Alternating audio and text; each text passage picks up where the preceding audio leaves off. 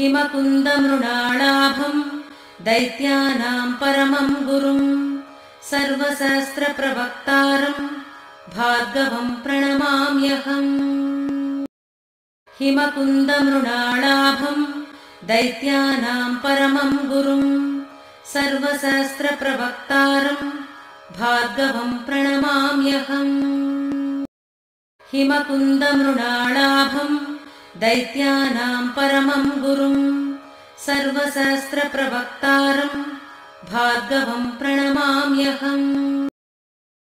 हिमकुन्दमृणालाभम् दैत्यानां परमं गुरुं सर्वशास्त्रप्रवक्तारं भार्गवं प्रणमाम्यहम्।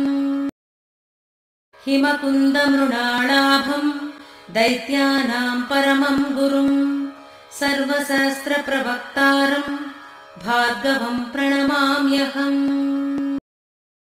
हिमकुन्दमृणालाभम् दैत्यानां परमं गुरुं सर्वशास्त्रप्रवक्तारं भार्गवं प्रणमाम्यहम्।